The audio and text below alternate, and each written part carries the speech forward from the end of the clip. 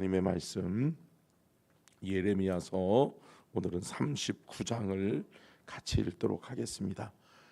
예레미야서 39장부터 41장의 말씀을 오늘은 나눌 수 있도록 하겠고요. 39장을 같이 읽도록 합니다. 제가 먼저 봉독합니다. 유다의 시드기야 왕의 제9년 열째 달에 바벨론의 느부갓네살 왕과 그의 모든 군대가 와서 예루살렘을 에워싸고 치더니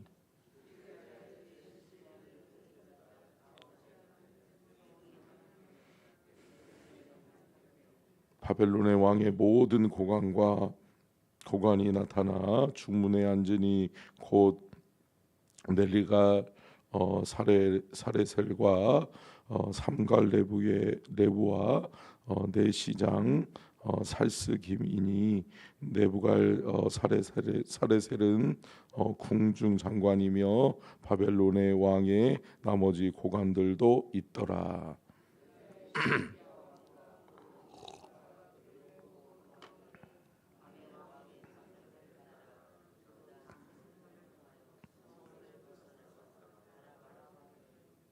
갈대아인의 군대가 그들을 따라 여리고 평원에서 시드기야에게 미쳐 그를 잡아서 데리고 하마 땅 리블라에 있는 바벨론의 느부갓네살 왕에게로 올라가매 왕이 그를 심문하였더라.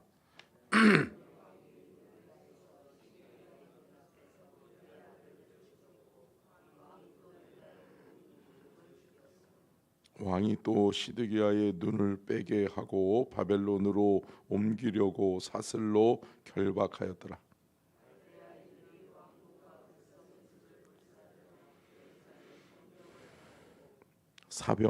사령관 느부사라단이 성중에 남아 있는 백성과 자기에게 항복한 자와 그 외에 남은 백성을 잡아 바벨론으로 옮겼으며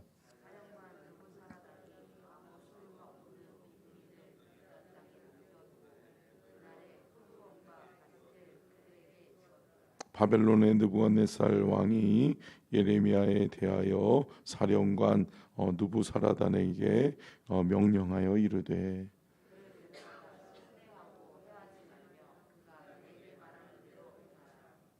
이에 사령관 느부갓사라단과 내시장 느부사스반과 궁중장관 네르갈사레셀과 바벨론 왕의 모든 장관이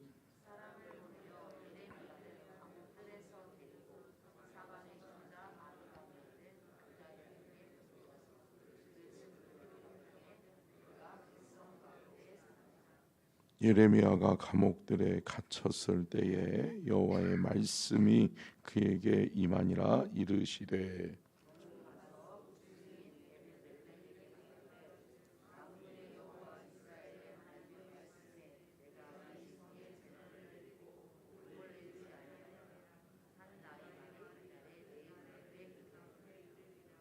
여호와의 말씀이라. 내가 그날에 너를 구원하리니 내가 그 두려워하는 사람들의 손에 넘겨지지 아니하리라.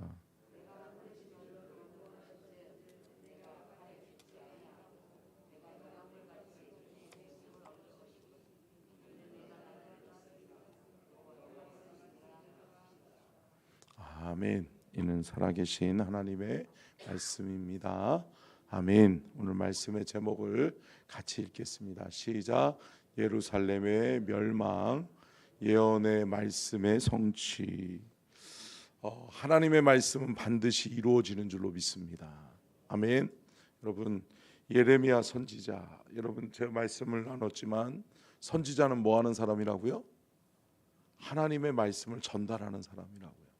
하나님의 뜻과 계획을 말하고 선포해야 되는 사람이라고요. 그러니까 선지자는 외로운 거예요. 사람들은 듣지 않아도 어느 누구 하나 귀담아 들어주지 않음에도 불구하고 하나님의 뜻을 전달받아서 외치는 거예요. 어쩔 때는 때로는 외로울 수도 있어요. 때로는 그 외침 때문에 감옥에 갇힐 때도 있었어요. 그죠? 예레미야가 오늘 본문 말씀에서도 시위대 뜰에 감옥에 갇혀 있다라고 말씀하고 있잖아요. 여러분, 감옥에 갇혔다, 풀려났다, 이것을 연속으로 하면서도 그럼에도 불구하고 예레미야는 누구의 뜻을 담고 있어요? 마음속에 하나님의 뜻을 담고 있단 말이에요. 제가 어제 그저께도 말씀을 나눴지만 여러분, 하나님의 말씀은 뭘로 받아야 돼요? 선지자의 외침, 선지자의 말을 누구의 말로 받아들여야 돼요? 하나님의 말로 받아들여야 된다. 이게 은혜예요. 이게 믿음이에요. 근데 사람의 말로 받기 시작한다. 사람의 말로 치부하니까 예레미야 선지자를 옥에 가두면 될 줄 알아요. 듣기 싫은 소리, 회개해야 돼, 당신들 회개해야 돼 라고 이야기하면 듣기 싫다, 듣기 싫다, 듣기 싫은 거죠. 나의 잘못을 지적하면 듣기 싫은 거예요. 그 잘못을 지적하는 사람이 사람으로 생각하니까 듣기 싫은 거예요. 근데 하나님의 말씀으로 받으면 뭐예요? 은혜가 되는 거예요. 아멘. 깨닫게 되는 거예요. 돌이킬 수 있는 기회를 얻게 되는 거예요. 근데 여러분, 오늘 본문 말씀에 시드기야 왕이 나오나요? 시드기야 왕이 어때요? 그 말씀을 하나님의 말씀으로 받아요? 사람의 말로 받아요? 사람의 말로 받잖아요. 그러니까 늘 예레미야를 미워하잖아요. 그러니까 예레미야를 늘 감옥에 가두고 괴롭히고, 너 말하지 마, 너 한 번만 더 말하면 죽여버릴 거야 라고 위협하기도 하고, 그럼에도 불구하고 예레미야는 또 한다, 또 한다, 또 하는 거예요. 왜? 하나님의 말씀이 들려지니까. 또 생각해 보세요, 여러분. 예레미야가 사명에 충실하지 않았다면 안 하지요. 여러분. 여러분, 사명이 약한 사람은 어때요? 딱 보니까 이러다가 또 감옥 갇히겠네, 이러다가 또 채찍 맞겠네, 이러다가 또 어려움 당하겠네. 그러면 어때요? 안 하는 거죠. 외면하는 거죠. 도망가는 거죠. 그런데 예레미야는 직면하는 거예요. 하나님 앞에. 사랑하는 성도 여러분, 우리의 삶 가운데 어려움이 있고 힘든 고난이 있다 할지라도 하나님이 말씀하시는 음성에 우리는 귀 기울일 줄 알기를 간절히 축원합니다. 또 하나님의 말씀이 들려지면 그 말씀에는 뭘로만 화답해야 된다? 순종으로 화답해야 된다. 아멘. 아멘으로 화답해야 되는 줄로 믿습니다. 그런데 아멘으로 받지 아니하고 사람의 말로 받고, 그것을, 그 말씀을 판단하고, 또 내가 내 생각 속에, 내 마음 속에 거부 반응이 일어나면 안 되는 거예요. 그러니까 여러분, 늘 하나님, 내가 말씀을 받을 만한 믿음을 주십시오. 하나님, 하나님의 말씀을 내가 스폰지처럼 쭉쭉쭉 빨아들일 수 있는, 또 믿음으로 받고 순종함으로 행할 수 있는 그 믿음을 내게 주십시오. 기도하는 저와 여러분이 될 수 있기를 간절히 축원합니다. 여러분, 오늘 본문 말씀은 뭐예요? 우리가 읽은 것처럼 시드기야 왕이 이제 포로로 끌려가요. 여러분, 남유다가 멸망하면서 바벨론이 침공해서 예루살렘이 드디어 함락되어져 버려요.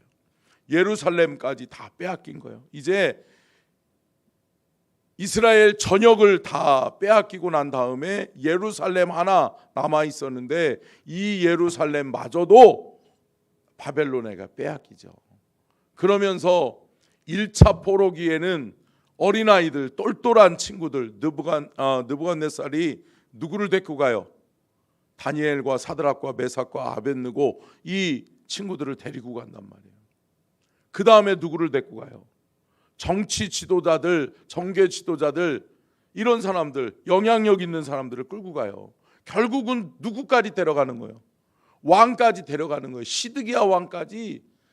그렇게 하나님의 말씀을 거역하고, 그렇게 하나님의 종 예레미야를 핍박했던 그 시드기야가 오늘 본문 말씀에 비참한 꼴을 보이잖아요. 어떻게 끌려가요? 쇠사슬에 묶여서 질질질질 끌려가는데 완전히 정신병자가 돼버렸어요. 발악을 하지만 발악해도 소용없다. 소용없다. 결국은 어떻게 해요? 비참하게 이들이 시드기야 왕의 눈을 빼버려요. 눈까지 뽑아버려요. 그리고 끌고 가버려요. 여러분, 하나님의 말씀이 주어질 때가 있어요. 아멘. 여러분, 이때는 은혜의 날이란 말이에요. 아멘. 여러분, 은혜의 날인 것을 기억하세요. 또 말씀을 통해, 나는 말씀만 읽었다 하면 왜 하나님이 나를 이렇게 치시지? 왜 이렇게 채찍하시지? 여러분, 옛날 어른들이 그런 얘기 많이 하잖아요. 약이 써야 진짜 약이죠. 할렐루야. 그러니까 약이 써야 듣는 거예요. 쓰지 않으면, 달면 어때요? 효험이 없는 거지. 사랑하는 성도 여러분, 하나님의 말씀이 때로는 참 받아들이기 힘들고, 하나님의 말씀에 순종하기가 참 너무나도 힘들고 어렵지만, 그럼에도 불구하고, 함께 따라하겠습니다. 그럼에도 불구하고 하나님의 말씀으로 믿음으로 받으면 은혜가 됩니다. 아멘. 여러분, 믿음으로 받으면 은혜가 돼요. 이것을 사람의 말로 받으니까 판단하게 되는 거예요. 그리고 내가 거부하게 되는 거예요.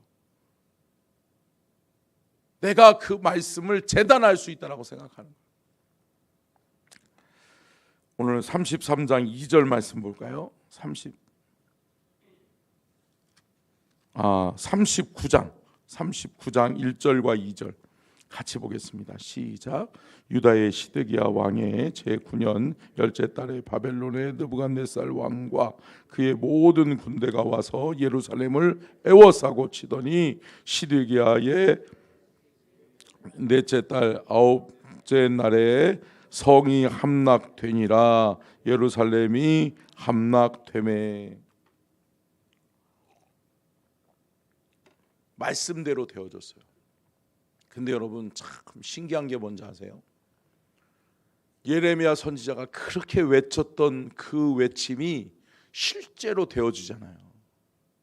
실제로 되어짐에도 불구하고 시드기야나 그 고관들은 여러분 회개하고 돌아와요? 안 돌아와요. 끝까지 거부하고 싶은 거예요. 여러분, 왜 그래요? 악한 영이 있기 때문에 그래요. 악한 영이 우리를 사로잡고 있고, 불순종의 악한 영이 우리를 사로잡으면 여러분, 믿으면 안 돼요.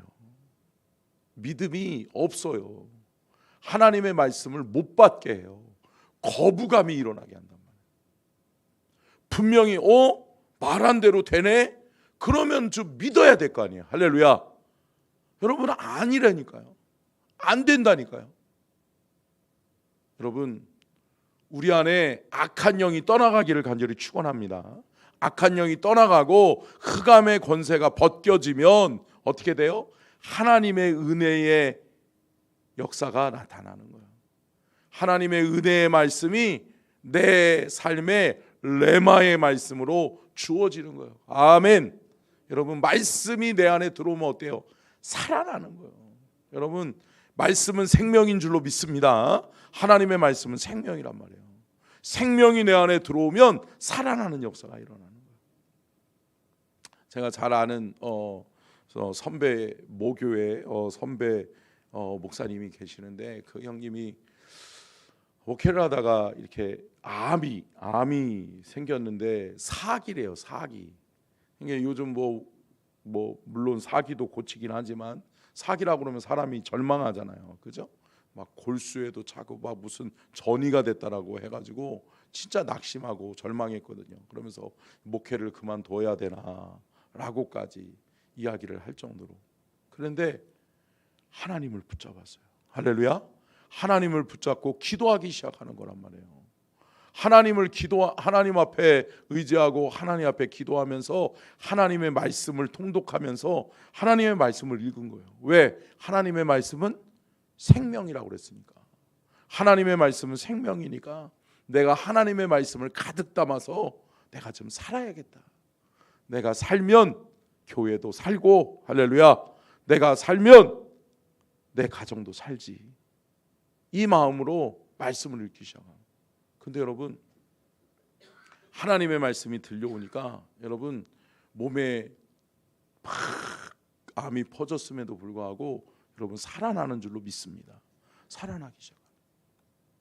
6개월 정도밖에 살지 못한다라고도 이야기를 하는데 어때요? 지금 2년이 넘도록 3년째 살아나는 거예요. 아멘. 그리고 또 확연히 또 검사를 하면 암세포가 줄어드는 거예요. 어떻게 해? 항암하면 원래는 전이가 되고 막 암이 막 극성할 때는 항암 치료를 하기 시작하면 어떻게 해요? 사람이 못 견딘대요. 그리고 못 이기는 거예요. 그리고 암은 더 활성화돼서 더 막 변형이 되면서 퍼진대요. 그런데 아니에요. 항암 치료, 방사선 치료가 듣기 시작하는 거예요. 할렐루야. 그러면서 살아났어요. 사랑하는 성도 여러분, 생명의 주인은 누구다? 하나님이시다. 하나님의 말씀은 뭐다? 생명이다. 생명. 여러분 오늘도 하나님의 말씀, 생명의 말씀을 우리가 읽었고 이 말씀을 하나님의 말씀으로 받아들였다면 저와 여러분의 삶 속에서 살아나는 역사가 있게 될 줄로 믿습니다. 여러분 살아나실 거예요. 아멘. 여러분 오늘 하루 좋은 일이 있을 겁니다. 아멘. 그렇게 하나님을 기대하시면서 살아계신 하나님의 말씀을 받아서 여러분 말씀을 거부하는 시드기야와 같은 인생이 아니라 하나님의 말씀에 순종하고 하나님의 말씀을 끝까지 선포하고 증거하는 예레미야와 같이 그렇게 사명에 충실한 하나님의 사람들 되시기를 주의 이름으로 축원합니다. 축원합니다. 기도하겠습니다.